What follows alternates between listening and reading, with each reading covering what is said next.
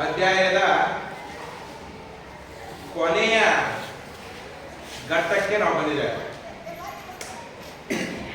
ಯಾವುದು ಅಂತಂದ್ರೆ ಸಾರ್ವಜನಿಕ ಲೋಕ ಸೇವಾ ಆಯೋಗಗಳು ಅಂತ ಬಂದಾಗ ಮೊದಲನೇದಾಗಿ ಸಾರ್ವಜನಿಕ ಲೋಕ ಸೇವಾ ಆಯೋಗಗಳಲ್ಲಿ ಕೇಂದ್ರ ಲೋಕ ಸೇವಾ ಆಯೋಗ. ಕೇಂದ್ರ ಲೋಕ ಸೇವಾ ಆಯೋಗವನ್ನ ಯೂನಿಯನ್ ಪಬ್ಲಿಕ್ ಸರ್ವಿಸ್ ಕಮಿಷನ್ ಅಂತ ಕರಿತೇವೆ, UPSC. ನಿಮಗೆ ಒಂದು ಅಂಕದ ಪ್ರಶ್ನೆ ಇರುತ್ತೆ, UPSC ವಿಸ್ತರಿಸಿ. Union public service commission.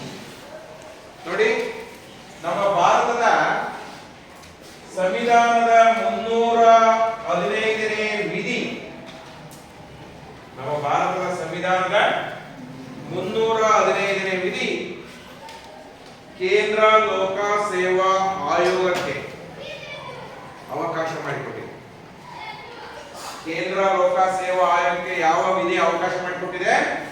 ನಮ್ಮ ಸಂವಿಧಾನದ 315ನೇ ವಿಧಿ ಕೇಂದ್ರ ಲೋಕ ಸೇವಾ ಆಯೋಗಕ್ಕೆ ಅದರ ರಚನೆಗೆ ಅವಕಾಶ ಮಾಡಿಕೊಟ್ಟಿದೆ.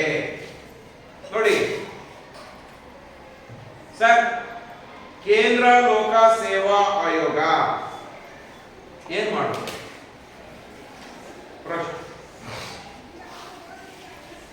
ನಾನು ಮೊದಲೇ ಹೇಳಿದ್ದೆ, ಅಖಿಲ ಭಾರತೀಯ ಸೇವೆ ಮತ್ತು ಕೇಂದ್ರ ಸೇವೆಗಳಿಗೆ ಸ್ಪರ್ಧಾತ್ಮಕ ಪರೀಕ್ಷೆ ಹಾಗೂ ಸಂದರ್ಶನದ ಮೂಲಕ ಅರ್ಹ ಅಭ್ಯರ್ಥಿಗಳನ್ನ ಆಯ್ಕೆ ಮಾಡುವ ಕೆಲಸವನ್ನ ಕೇಂದ್ರ ಲೋಕ ಸೇವಾ ಆಯೋಗ ಮಾಡುತ್ತೆ.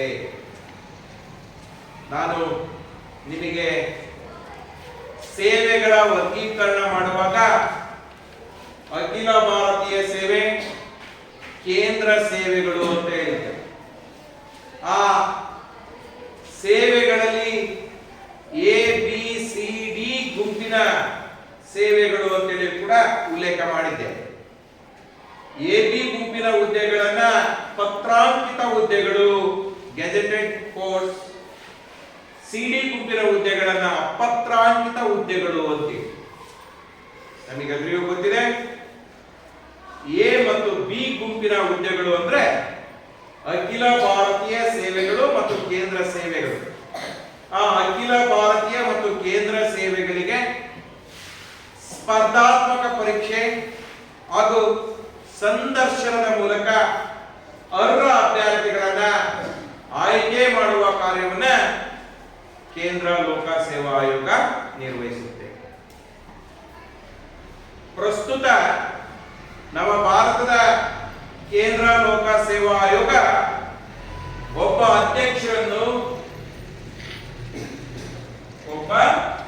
ಅಧ್ಯಕ್ಷರನ್ನು ಇನ್ನ ಉಳಿದಂತೆ 10 ಜನ ಸದಸ್ಯರನ್ನು ಹೊಂದಿದೆ. ಕೇಂದ್ರ ಲೋಕ ಸೇವಾ ಆಯೋಗ ಎಷ್ಟು ಜನ ಸದಸ್ಯರನ್ನು ಹೊಂದಿದೆ? 10 ಜನ ಸದಸ್ಯರು, ಒಬ್ರು ಅಧ್ಯಕ್ಷ. ಇವರನ್ನು ನಾವು ಇಂಗ್ಲಿಷ್ ನಲ್ಲಿ ಕೇಂದ್ರ ಲೋಕ ಸೇವಾ ಆಯೋಗದ ಅಂದ್ರೆ chairperson of the union public service commission ಅಂತ ಕರೀತಾರೆ. Chairperson of the union public service. ಒಬ್ಬ ಅಧ್ಯಕ್ಷರು ಮತ್ತು 10 ಜನ ಸದಸ್ಯರನ್ನ ಪ್ರಸ್ತುತ ನಮ್ಮ ಕೇಂದ್ರ ಲೋಕ ಸೇವಾ ಆಯೋಗ ಹೊಂದಿದೆ. ಇದರಲ್ಲಿ ಅರ್ಧದಷ್ಟು ಸದಸ್ಯರು ನಾಗರಿಕ ಸೇವೆಯಲ್ಲಿ ಕನಿಷ್ಠ 10 ವರ್ಷಗಳ ಕಾಲ ಸೇವೆಯನ್ನು ಸಲ್ಲಿಸಿದೆ. ಸರ್, ಕೇಂದ್ರ ಲೋಕ ಸೇವಾ ಆಯೋಗದ ಅಧ್ಯಕ್ಷರು ಮತ್ತು ಸದಸ್ಯರಾಗಲು ಏನು ಅರ್ಹತೆಗಳಿರಬೇಕು? ನೀವು ಹೇಳಿದ್ರಿ, ಕೇಂದ್ರ ಲೋಕ ಸೇವಾ ಆಯೋಗ ಒಬ್ಬ ಅಧ್ಯಕ್ಷರನ್ನ ಮತ್ತು 10 ಜನ ಸದಸ್ಯರನ್ನ ಒಳಗೊಂಡಿದೆ ಅಂತ ಹೇಳಿ. ಯಾವ ಅರ್ಹತೆಯನ್ನ ಹೊಂದಿದಂತವರು ಕೇಂದ್ರ ಲೋಕ ಸೇವಾ ಆಯೋಗದ ಅಧ್ಯಕ್ಷ ಮತ್ತು ಸದಸ್ಯರಾಗ್ತಾರೆ ಅಂದ್ರೆ, ಈ ಸದಸ್ಯರಲ್ಲಿ ಅರ್ಧದಷ್ಟು ಸದಸ್ಯರು ಅಂದ್ರೆ 5 ಜನ ಸದಸ್ಯರು ಕನಿಷ್ಠ 10 ವರ್ಷಗಳ ಸೇವೆ, 10 ವರ್ಷಗಳ ಕಾಲ ನಾಗರಿಕ ಸೇವೆಯಲ್ಲಿ ಕಾರ್ಯವನ್ನು ನಿರ್ವಹಿಸಿದಂತವರಾಗಿರಬೇಕು. ಅಂತವರನ್ನ ಇನ್ನುಳಿದಂತ 5 ಜನ ಸಾಮಾಜಿಕವಾಗಿ ಸೇವೆಯನ್ನು ಸಲ್ಲಿಸಿದಂತವರು, ರಾಜಕೀಯವಾಗಿ ಧುರೀಣರಾದಂತವರು, ಇಲ್ಲಿ ಗಣನೀಯವಾದಂತಹ ಸಮಾಜ ಸುಧಾರಕರಿಸಿಕೊಂಡಿರ್ತಕ್ಕಂಥವ್ರನ್ನ ನೇಮಕ ಮಾಡೋದು. ಇಲ್ಲಿ ಯಾರು ನೇಮಕ ಮಾಡ್ತಾರೆ? ಈ ಕೇಂದ್ರ ಲೋಕ ಸೇವಾ ಆಯೋಗದ ಅಧ್ಯಕ್ಷರು ಮತ್ತು ಸದಸ್ಯರನ್ನ ಯಾರು ನೇಮಿಸುತ್ತಾರೆ?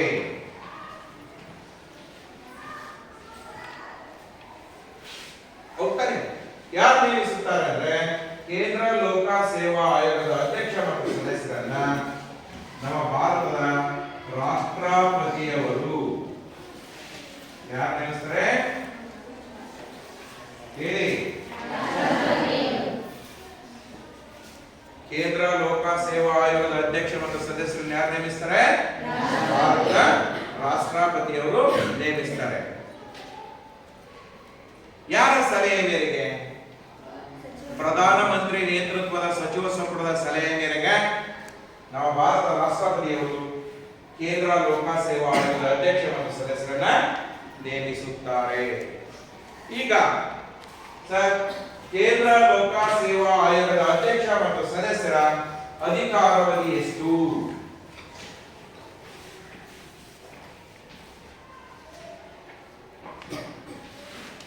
ಕೇಂದ್ರ ಲೋಕ ಸೇವಾ ಆಯೋಗದ ಅಧ್ಯಕ್ಷ ಮತ್ತು ಸದಸ್ಯರ ಅಧಿಕಾರಾವಧಿ ಎಷ್ಟು ಅಂದ್ರೆ ನಿಮಗೆ ಮೊದಲೇ ಗೊತ್ತಿದೆ, 6 ಅಥವಾ 65 ವರ್ಷ ವಯಸ್ಸು.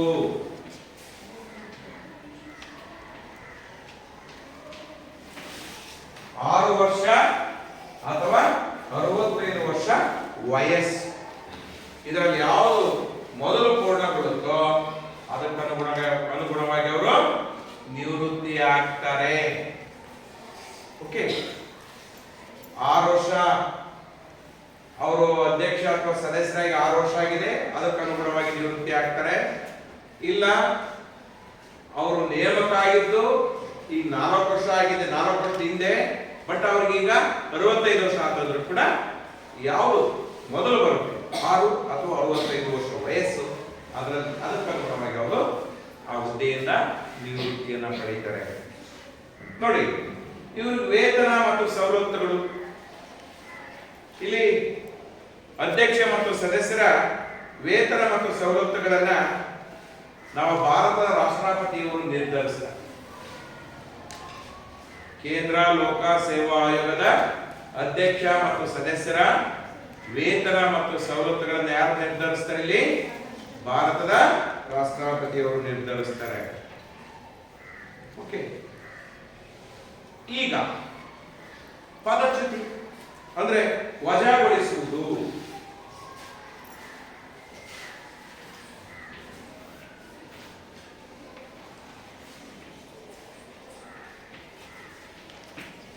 ವಜಾಗೊಳಿಸುವುದು ಅದು ಇಂಪೀಚ್ಮೆಂಟ್, ಪದಚ್ಯುತಿಗೊಳಿಸುವುದು. ನಾವಿಲ್ಲಿ ಗಮನಿಸಬೇಕು, ಕೇಂದ್ರ ಲೋಕ ಸೇವಾ ಆಯೋಗದ ಅಧ್ಯಕ್ಷ ಮತ್ತು ಸದಸ್ಯರಾದ್ಮೇಲೆ 6 ಅಥವಾ 65 ವರ್ಷ ವಯಸ್ಸು ಪೂರ್ಣಗೊಳ್ಳುವುದರೊಳಗೆ ಅವರು ಸಂವಿಧಾನದ ಉಲ್ಲಂಘನೆ ಮಾಡಿದರೆ ತಮ್ಮ ಕಾರ್ಯನಿರ್ವಹಣೆಯಲ್ಲಿ ಕೇಂದ್ರ ಲೋಕ ಸೇವಾ ಆಯೋಗದ ಅಧ್ಯಕ್ಷ ಅಥವಾ ಸದಸ್ಯರುಗಳು ತಮ್ಮ ಕಾರ್ಯನಿರ್ವಹಣೆಯಲ್ಲಿ ಸಂವಿಧಾನವನ್ನು ಉಲ್ಲಂಘಿಸಿ ಕಾರ್ಯವನ್ನು ನಿರ್ವಹಿಸಿದರೆ ಅಥವಾ ಸಾಮಾಜಿಕ ನ್ಯಾಯಕ್ಕೆ ವಿರುದ್ಧವಾಗಿ ನಡೆದುಕೊಂಡ್ರೆ ಅಥವಾ ಲಂಚವನ್ನ ಪಡೆದ್ರೆ ಅಥವಾ ಸ್ವಜನ ಪಕ್ಷಪಾತಿಗಳಾದ್ರೆ ಅಧಿಕಾರವನ್ನು ದುರುಪಯೋಗ ಪಡಿಸಿಕೊಂಡ್ರೆ ಅಂತವರ ವಿರುದ್ಧ ನಾವು ದೋಷಾರೋಪಣೆಯನ್ನ ಮಾಡಬಹುದು. ಅಂದ್ರೆ ಅಧ್ಯಕ್ಷ ಮತ್ತು ಸದಸ್ಯರು ತಮ್ಮ ಕಾರ್ಯನಿರ್ವಹಣೆಯಲ್ಲಿ ಯಾವುದೇ ರೀತಿಯ ತಪ್ಪಾಗಿ ಕಾರ್ಯವನ್ನ ನಿರ್ವಹಿಸಿದರೆ ಅವರ ವಿರುದ್ಧ ದೋಷಾರೋಪಣೆ ಮಾಡಬಹುದು. ಅವರ ವಿರುದ್ಧ ಮಾಡಿದ ದೋಷಾರೋಪಣೆ ಸುಪ್ರೀಂ ಕೋರ್ಟ್ ನಲ್ಲಿ ವಿಚಾರಣೆಯಾಗಿ ಸಾಬೀತಾದರೆ ಅಧ್ಯಕ್ಷ ಮತ್ತು ಸದಸ್ಯರ ವಿರುದ್ಧ ಮಾಡಲಾದ ದೋಷಾರೋಪಣೆ ಸುಪ್ರೀಂ ಕೋರ್ಟ್ ನಲ್ಲಿ ವಿಚಾರಣೆ ಮಾಡಿ ಆ ಸುಪ್ರೀಂ ಕೋರ್ಟ್ ವಿಚಾರಣೆ ಮಾಡಿದ ಮೇಲೆ ಸಾಬೀತಾದ್ರೆ ಅವ್ರ ತಪ್ಪು ಸಾಬೀತಾದ್ರೆ ಅವರನ್ನು ಯಾರು ವಜಾ ಮಾಡ್ತಾರೆ? ಭಾರತದ ರಾಷ್ಟ್ರಪತಿಯವರು ವಜಾ ಮಾಡ್ತಾರೆ. ಎಲ್ಲರಿಗೂ ಗೊತ್ತಿರಲಿ, ಪ್ರಸ್ತುತ ಕೇಂದ್ರ ಲೋಕ ಸೇವಾ ಆಯೋಗದ ಅಧ್ಯಕ್ಷರು ಯಾರು ಅಂದ್ರೆ ಡಾಕ್ಟರ್ ಮನೋಜ್ ಸೋನಿ ಅಂತ. ಪ್ರಸ್ತುತ ಕೇಂದ್ರ ಲೋಕ ಸೇವಾ ಆಯೋಗದ ಅಧ್ಯಕ್ಷರು ಡಾಕ್ಟರ್ ಮನೋಜ್ ಸೋನಿ. ಡಾಕ್ಟರ್ ಮನೋಜ್ ಸೋನಿ. ಇದು ನೋಡಿ ಕೇಂದ್ರ ಲೋಕ ಸೇವಾ ಆಯೋಗದ ರಚನೆ. ನಿಮಗೆ ಗೊತ್ತಾಗಿದೆ 315ನೇ ವಿಧಿ ಕೇಂದ್ರ ಲೋಕ ಸೇವಾ ಆಯೋಗದ ರಚನೆಗೆ ಅವಕಾಶ ಮಾಡಿಕೊಟ್ಟಿದೆ. ಏನ್ ಕಾರ್ಯನಿರ್ವಹಿಸುತ್ತೆ? ಅಖಿಲ ಭಾರತೀಯ ಮತ್ತು ಕೇಂದ್ರ ಸೇವೆಗಳಿಗೆ ಸ್ಪರ್ಧಾತ್ಮಕ ಪರೀಕ್ಷೆ ಹಾಗೂ ಸಂದರ್ಶನದ ಮೂಲಕ ಅರ್ಹ ಅಭ್ಯರ್ಥಿಗಳನ್ನ ನೇಮಕ ಮಾಡೋದು, ಆಯ್ಕೆ ಮಾಡೋದು, ಹೌದಲ್ವಾ? ಆಮೇಲೆ ಈ ಪ್ರಸ್ತುತ ಒಬ್ಬ ಅಧ್ಯಕ್ಷ ಮತ್ತು 10 ಮಂದಿ ಸದಸ್ಯರನ್ನ ಇದು ಒಳಗೊಂಡಿರುತ್ತೆ. ಕನಿಷ್ಠ ಅರ್ಧದಷ್ಟು ಸದಸ್ಯರು ಕನಿಷ್ಠ 10 ವರ್ಷಗಳ ಕಾಲ ನಾಗರಿಕ ಸೇವೆಯಲ್ಲಿ ಕಾರ್ಯವನ್ನು ನಿರ್ವಹಿಸಬೇಕು. ಅಧ್ಯಕ್ಷ ಮತ್ತು ಸದಸ್ಯರನ್ನ ಯಾರು ನೇಮಕ ಮಾಡ್ತಾರೆ? ಭಾರತದ ರಾಷ್ಟ್ರಪತಿಯವರು ನೇಮಿಸ್ತಾರೆ. ಇವರ ಅಧಿಕಾರಾವಧಿ ಎಷ್ಟು? 60-65 ವರ್ಷ ವಯಸ್ಸು. ಇವರ ವೇತನ ಮತ್ತು ಭತ್ಯೆಗಳನ್ನು ಯಾರು ನಿಗದಿಗೊಳಿಸ್ತಾರೆ? ಭಾರತದ ರಾಷ್ಟ್ರಪತಿಯವರು ನಿಗದಿಗೊಳಿಸ್ತಾರೆ. ಇವರನ್ನ ವಜಾಗೊಳಿಸುವ ಅಧಿಕಾರ ಯಾರಿಗಿದೆ? ರಾಷ್ಟ್ರಪತಿಗೆ. ಆದ್ರೆ ಅದು ಪ್ರೋಸೆಸ್ ಹೇಗಿರುತ್ತೆ ಅಂದ್ರೆ, ಅಧ್ಯಕ್ಷ ಅಥವಾ ಸದಸ್ಯರು ಯಾವುದೇ ರೀತಿಯ ಆಪಾದನೆಗಳನ್ನ ಹೊಂದಿದ್ರೆ, ತಪ್ಪು ಮಾಡಿದ್ರೆ, ಸಂವಿಧಾನವನ್ನು ಉಲ್ಲಂಘನೆ ಮಾಡಿದ್ರೆ, ಭ್ರಷ್ಟಾಚಾರಿಗಳಾಗಿದ್ರೆ, ಅಧಿಕಾರದ ದುರುಪಯೋಗ ಪಡಿಸಿಕೊಂಡಿದ್ರೆ, ಸ್ವಜನ ಪಕ್ಷಪಾತಿಗಳಾಗಿದ್ರೆ, ಅವರ ವಿರುದ್ಧ ದೋಷಾರೋಪಣೆ ಮಾಡಿದ್ರೆ ಆ ದೋಷಾರೋಪಣೆ ಎಲ್ಲಿ ವಿಚಾರಣೆ ಆಗಬೇಕು? ಸುಪ್ರೀಂ ಕೋರ್ಟ್ ನಲ್ಲಿ ವಿಚಾರಣೆಯಾಗಿ ಆ ದೋಷಾರೋಪಣೆ ಸಾಬೀತಾದ್ರೆ ಆಗ ರಾಷ್ಟ್ರಪತಿಯವರು ಅವರನ್ನು ಏನ್ ಮಾಡಬಹುದು? ಅಧಿಕಾರದಿಂದ ವಜಾಗೊಳಿಸಬಹುದು. ಪ್ರಸ್ತುತ ಕೇಂದ್ರ ಲೋಕ ಸೇವಾ ಆಯೋಗದ ಅಧ್ಯಕ್ಷರು ಯಾರು ಅಂದ್ರೆ ಡಾಕ್ಟರ್ ಮನೋಜ್ ಸೋನಿ. ಓಕೆ, ಇದರ ಅಧಿಕಾರಗಳನ್ನ ಕರ್ನಾಟಕ ರಾಜ್ಯ ಲೋಕ ಸೇವಾ ಆಯೋಗ ರಚನೆ ಏನಿದೆ ಎರಡಕ್ಕೂ ಅಂದ್ರೆ ಕೇಂದ್ರ ಲೋಕ ಸೇವಾ ಆಯೋಗ ಮತ್ತು ರಾಜ್ಯ ಲೋಕ ಸೇವಾ ಆಯೋಗದ ಅಧಿಕಾರಗಳನ್ನು ನಾವು ಒಟ್ಟಿಗೆ ನೋಡಬಹುದು. ಈಗ ಕೇಂದ್ರ ಲೋಕ ಸೇವಾ ಆಯೋಗದ ರಚನೆ ಆಗಿದೆ. ನೆಕ್ಸ್ಟ್ ರಾಜ್ಯ ಲೋಕ ಸೇವಾ ಆಯೋಗದಲ್ಲಿ ಸ್ಪೆಷಲಿ ನಾವು ಕರ್ನಾಟಕದವರಾಗಿರೋದ್ರಿಂದ ಕರ್ನಾಟಕ ರಾಜ್ಯ ಲೋಕ ಸೇವಾ ಆಯೋಗವನ್ನು ನಾವು ರಚನೆ ನೋಡಬೇಕಾಗಿದೆ.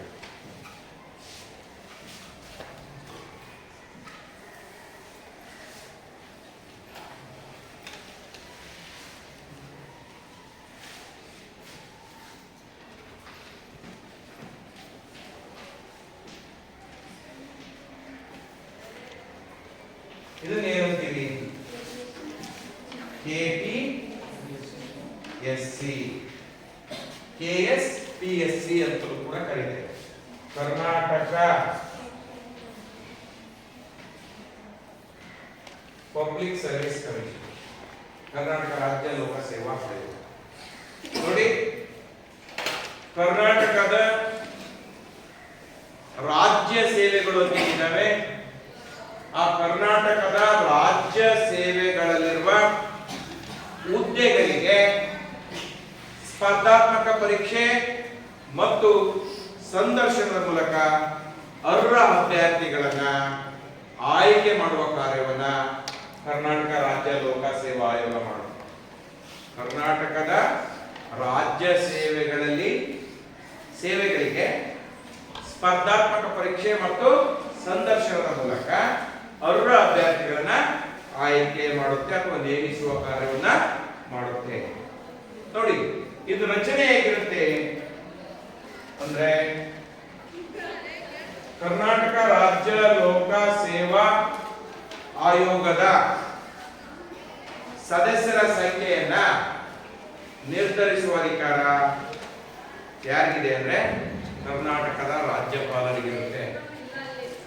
ಕರ್ನಾಟಕ ರಾಜ್ಯ ಲೋಕಸೇವಾ ಆಯೋಗದ ಸದಸ್ಯರ ಸಂಖ್ಯೆಯನ್ನ ನಿರ್ಧರಿಸುವ ಅಧಿಕಾರ ಕರ್ನಾಟಕ ರಾಜ್ಯದ ರಾಜ್ಯಪಾಲರಿಗಿರುತ್ತೆ. ಪ್ರಸ್ತುತ ಕರ್ನಾಟಕ ರಾಜ್ಯ ಲೋಕಸೇವಾ ಆಯೋಗವು ಒಬ್ಬ ಅಧ್ಯಕ್ಷ ಮತ್ತು ಇತರೆ 6 ಮಂದಿ ಸದಸ್ಯರನ್ನು ಹೊಂದಿದೆ. ಕರ್ನಾಟಕ ರಾಜ್ಯ ಲೋಕಸೇವಾ ಆಯೋಗ ಪ್ರಸ್ತುತವಾಗಿ ಎಷ್ಟು ಮಂದಿ ಸದಸ್ಯರನ್ನು ಹೊಂದಿದೆ? ಒಬ್ಬರು ಚೇರ್ಪರ್ಸನ್ ಇರ್ತಾರೆ, ಚೇರ್ಮನ್, ಅಧ್ಯಕ್ಷರು, ಇನ್ನ 6 ಮಂದಿ ಸದಸ್ಯರಿದ್ದಾರೆ. ಇವರು ಕೂಡ ಕನಿಷ್ಠ 10 ವರ್ಷಗಳ ಕಾಲ ನಾಗರಿಕ ಸೇವೆಯಲ್ಲಿ ಕಾರ್ಯವನ್ನ ನಿರ್ವಹಿಸಿದವರಾಗಿರ್ಬೇಕಾದ ಸದಸ್ಯರು. ಓಕೆ, ಯಾರು ನೇಮಕ ಮಾಡ್ತಾರೆ ಇವ್ರನ್ನ?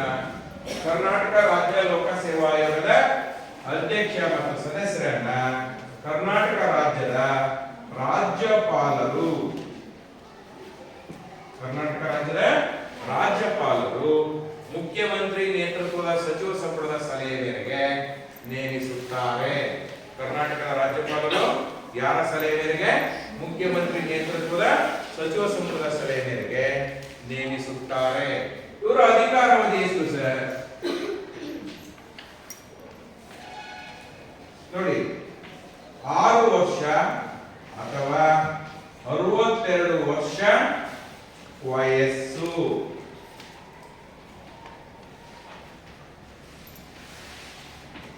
ಕರ್ನಾಟಕ ರಾಜ್ಯ ಲೋಕಸೇವಾ ಆಯೋಗದ ಅಧ್ಯಕ್ಷ ಮತ್ತು ಸದಸ್ಯರನ್ನು ಯಾರು ನೇಮಕ ಮಾಡ್ತಾರೆ? ಕರ್ನಾಟಕ ರಾಜ್ಯದ ರಾಜ್ಯಪಾಲರು.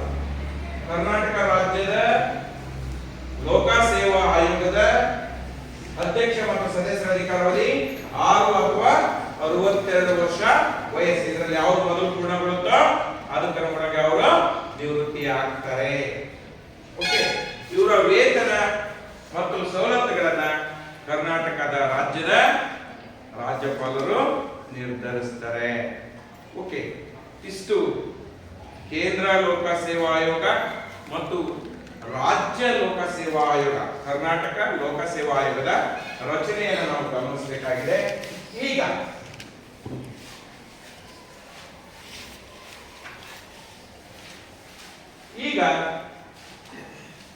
ಕೇಂದ್ರ ಅಥವಾ ರಾಜ್ಯ ಲೋಕಸೇವಾ ಆಯೋಗಗಳ ಅಧಿಕಾರಗಳು ಅಥವಾ ಕಾರ್ಯಗಳು.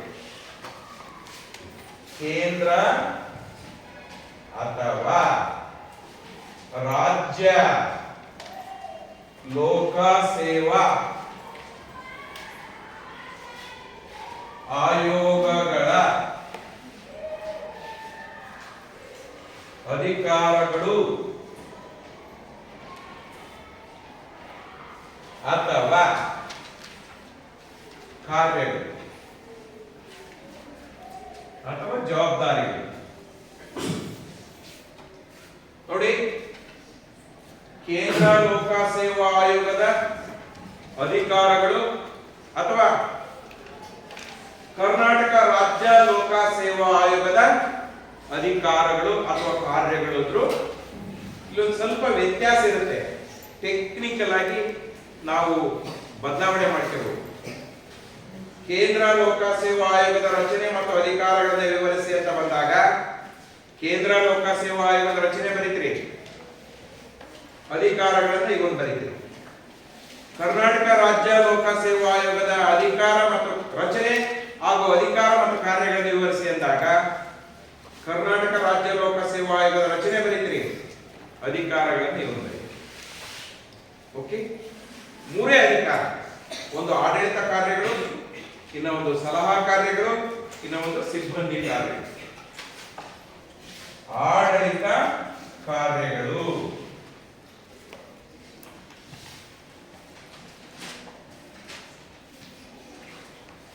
ಇನ್ನೊಂದು ಸಿಬ್ಬಂದಿ ಕಾರ್ಯಗಳು.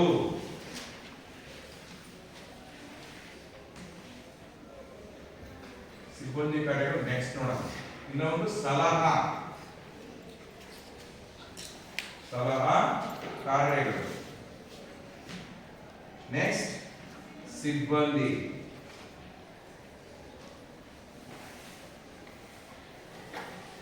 ಕಾರ್ಯಗಳು.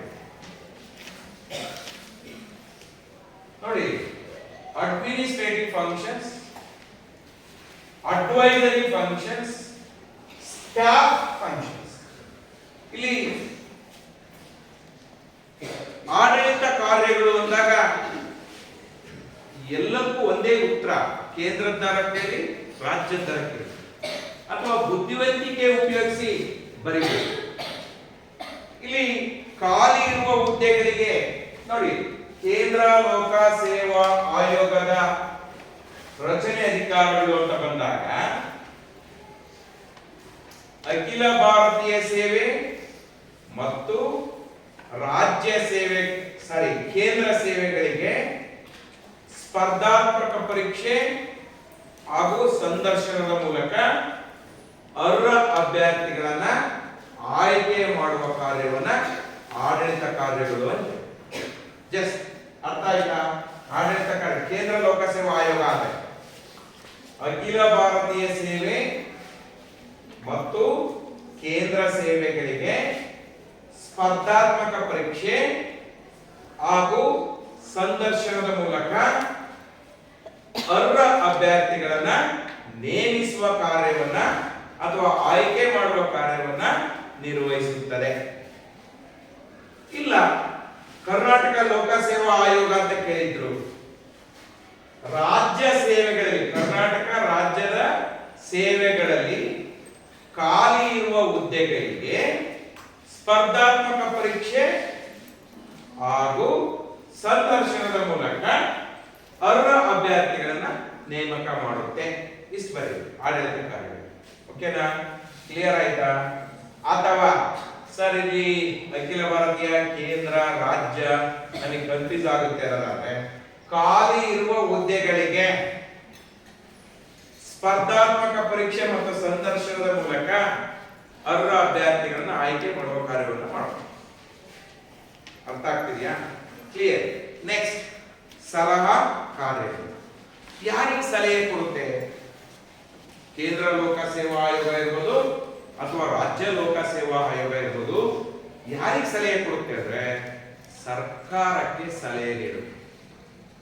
ಸರ್ಕಾರ ಯಾವುದು?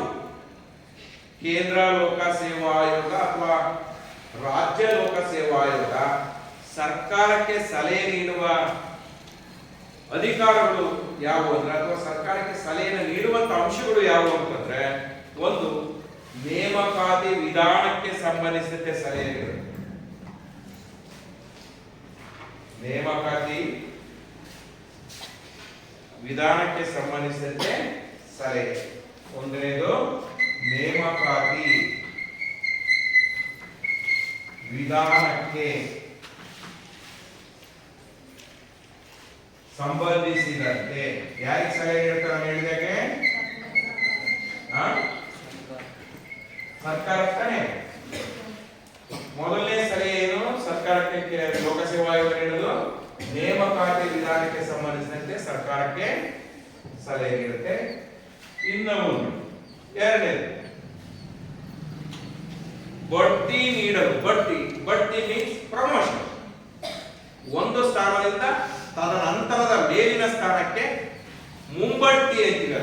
ಮುಂಬಡ್ತಿ ನೀಡುವಾಗ ಅನುಸರಿಸಬೇಕಾದ ತತ್ವದ ಬಗ್ಗೆ ಸರ್ಕಾರಕ್ಕೆ ಸಲಹೆ ನೀಡುತ್ತೆ. ಬಡ್ತಿ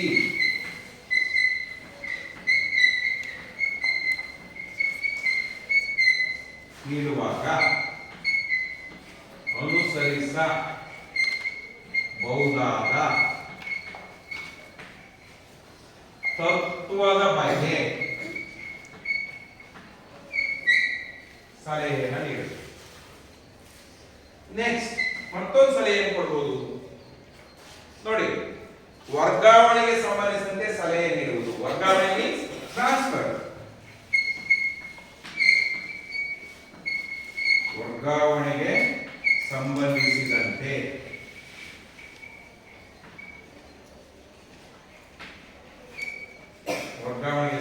ಸಲಹೆ ನೀಡುವುದು.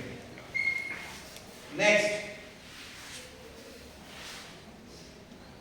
ಶಿಸ್ತು ಕ್ರಮದ ಬಗ್ಗೆ ಸಲಹೆ ನೀಡುವುದು. ಶಿಸ್ತು ಕ್ರಮದ ಬಗ್ಗೆ ಸಲಹೆ ನೀಡುವುದು. ನೆಕ್ಸ್ಟ್, ಸೇವಾ ಅವಧಿಯನ್ನು ವಿಸ್ತರಿಸುವುದಕ್ಕೆ ಸಂಬಂಧಿಸಿದಂತೆ ಸೇವಾ ಅವಧಿಯನ್ನು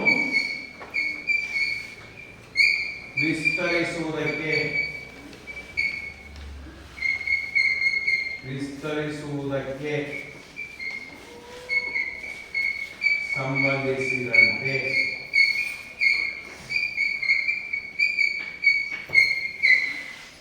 ಸೇವಾ ಅವಧಿಯನ್ನು ವಿಸ್ತರಿಸುವುದಕ್ಕೆ ಸಂಬಂಧಿಸಿದಂತೆ ಸಲಹೆ ನೀಡುವುದು. ಮತ್ತೊಂದು, ಮರು ನೇಮಕಾತಿಗೆ ಸಂಬಂಧಿಸಿದಂತೆ ಮರು ನೇಮಕಾತಿಗೆ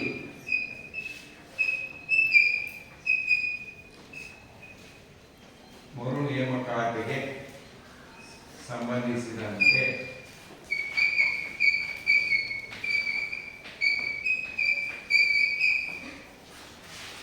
ಮತ್ತೊಂದು ಸಲಹೆ ಏನು ಸರ್ಕಾರಕ್ಕೆ ಲೋಕಸೇವಾ ಆಯೋಗ ನೀಡೋದು ಅಂದ್ರೆ,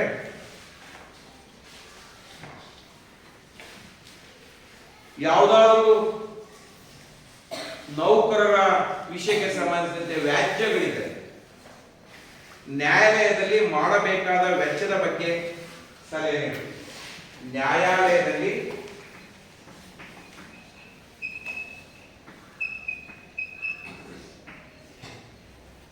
ಮಾಡಬೇಕಾದ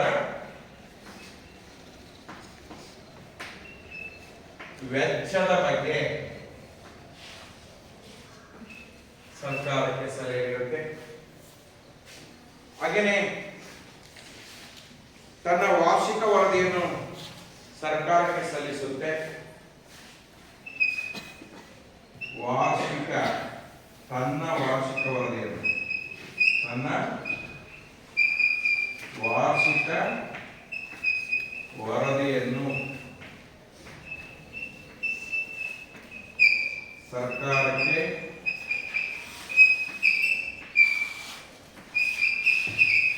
ಸಲ್ಲಿಸುತ್ತದೆ.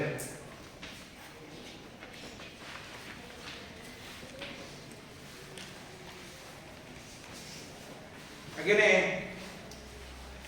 ತಾತ್ಕಾಲಿಕ ನೇಮಕಾತಿಗೆ ಸಂಬಂಧಿಸಿದಂತೆ ಸಲಹೆ ನೀಡುತ್ತದೆ. ತಾತ್ಕಾಲಿಕ ನೇಮಕಾತಿಗೆ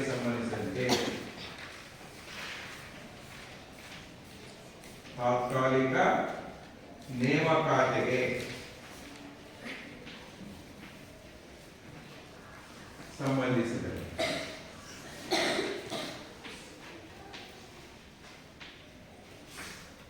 ಹಾಗೆಯೇ ಮತ್ತೊಂದು, ಲೋಕಸೇವಾ ಆಯೋಗಗಳು, ಕೇಂದ್ರ ಲೋಕಸೇವಾ ಆಯೋಗ ಆಗ್ಬೋದು ಅಥವಾ ರಾಜ್ಯ ಲೋಕಸೇವಾ ಆಯೋಗ ಆಗ್ಬೋದು, ತನ್ನ ಅಧಿಕಾರಗಳಲ್ಲಿ ಸರ್ಕಾರಕ್ಕೆ ಸಲಹೆ ನೀಡುವ ಮತ್ತೊಂದು ಅಧಿಕಾರ ಅಂತಂದ್ರೆ ಕೆಲವು ನೇಮಕಗಳನ್ನ ಸಕ್ರಮಗೊಳಿಸಲು ಸಲಹೆ ನೀಡುವುದು. ಕೆಲವು ನೇಮಕಗಳನ್ನು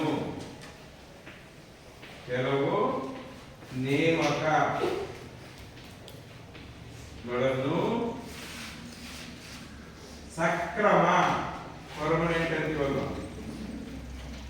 ಸಕ್ರಮಗೊಳಿಸುವುದಕ್ಕೆ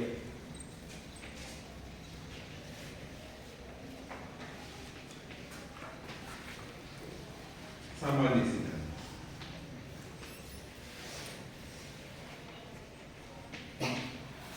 ಸರ್ಕಾರಕ್ಕೆ ಸಲಹೆಯನ್ನ ನೀಡುತ್ತೆ. ಆಮೇಲೆ ಮತ್ತೆ ಸರ್ಕಾರಕ್ಕೆ ಸಲಹೆ ನೀಡುತ್ತೆ ಲೋಕಸೇವಾ ಆಯೋಗಗಳು ಅಂದ್ರೆ, ನೌಕರರು ಕಾರ್ಯವನ್ನು ನಿರ್ವಹಿಸಿರ್ತಾರೆ. ಕರ್ತವ್ಯ ನಿರ್ವಹಿಸುವ ಸಂದರ್ಭದಲ್ಲಿ ನೌಕರರು ತನ್ನ ಕರ್ತವ್ಯವನ್ನ ನಿರ್ವಹಿಸುವ ಸಂದರ್ಭದಲ್ಲಿ ಆದಂತ ಅಪಘಾತ ಅಥವಾ ಇನ್ನಿತರೆ ಅಹಿತಕರವಾದ ಘಟನೆಗಳಿಗೆ ಸಂಬಂಧಿಸಿದಂತೆ ನೌಕರರಿಗೆ ಕೊಡಲೇಬೇಕಾದ ಪರಿಹಾರದ ಬಗ್ಗೆ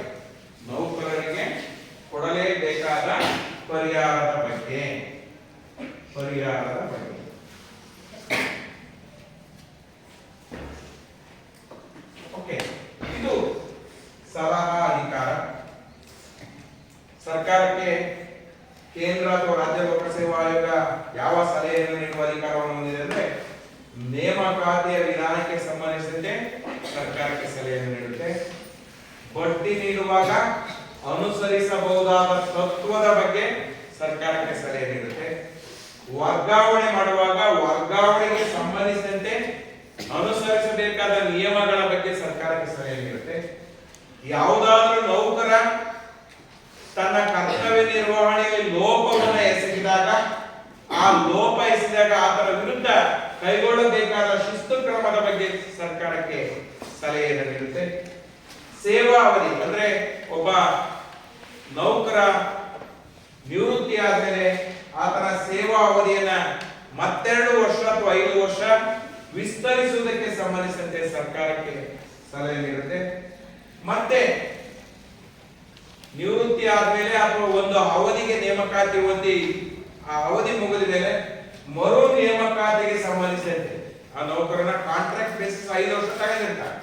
5 ವರ್ಷದ ಅವಧಿ ಪೂರ್ಣಗೊಳಿಸಿದ ಮೇಲೆ ಮತ್ತೊಮ್ಮೆ ಮರು ನೇಮಕಾತಿಗೆ ಅವಕಾಶ ಬಯಸಿ ಬಂದಾಗ ಸರ್ಕಾರಕ್ಕೆ ಸಲಹೆ ನೀಡುತ್ತೆ.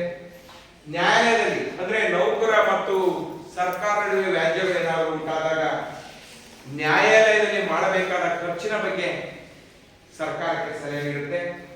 ಹಾಗೆಯೇ ತನ್ನ ವಾರ್ಷಿಕ ವರದಿಯನ್ನ ಕೇಂದ್ರ ಲೋಕ ಸೇವಾ ಆಯೋಗ ಅಥವಾ ರಾಜ್ಯ ಲೋಕ ಸೇವಾ ಆಯೋಗ ಸರ್ಕಾರಕ್ಕೆ ಸಲ್ಲಿಸುತ್ತೆ. ತಾತ್ಕಾಲಿಕ ನೇಮಕಾತಿಗೆ ಸಂಬಂಧಿಸಿದಂತೆ ಟೆಂಪರರಿ ಅಪಾಯಿಂಟ್ಮೆಂಟ್ ಅಂತ ಏನಿರ್ತವೆ, ತಾತ್ಕಾಲಿಕ ನೇಮಕಾತಿಗೆ ಸಂಬಂಧಿಸಿದಂತೆ ಲೋಕ ಸೇವಾ ಆಯೋಗಗಳು ಸರ್ಕಾರಕ್ಕೆ ಸಲಹೆಯನ್ನು ನೀಡುತ್ತೆ.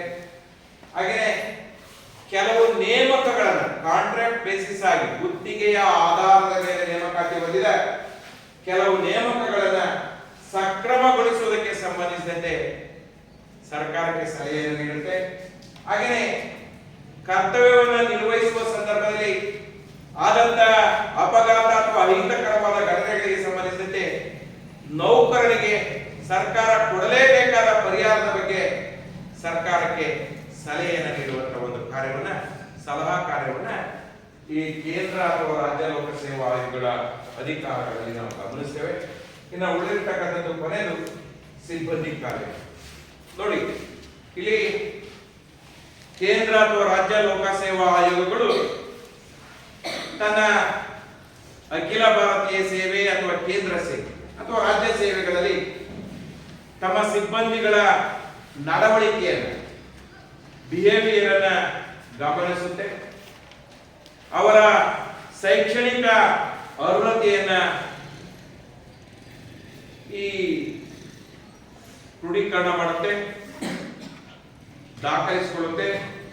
ಅವರ ಸೇವಾ ಹಿರಿತನವನ್ನ ಗಮನಿಸುತ್ತೆ. ಅವರ ನಡವಳಿಕೆ, ಅವರ ಶೈಕ್ಷಣಿಕ ಅರ್ಹತೆ, ಸೇವಾ ಹಿರಿತನ ಮುಂತಾದ ಈ ಸಿಬ್ಬಂದಿ ಕಾರ್ಯಗಳನ್ನ ಕೇಂದ್ರ ಅಥವಾ ರಾಜ್ಯ ಲೋಕ ಸೇವಾ ಆಯೋಗಗಳು ನಿರ್ವಹಿಸುತ್ತೆ. ಇಲ್ಲಿಗೆ ಕೇಂದ್ರ ಮತ್ತು ರಾಜ್ಯ ಲೋಕ ಸೇವಾ ಆಯೋಗದ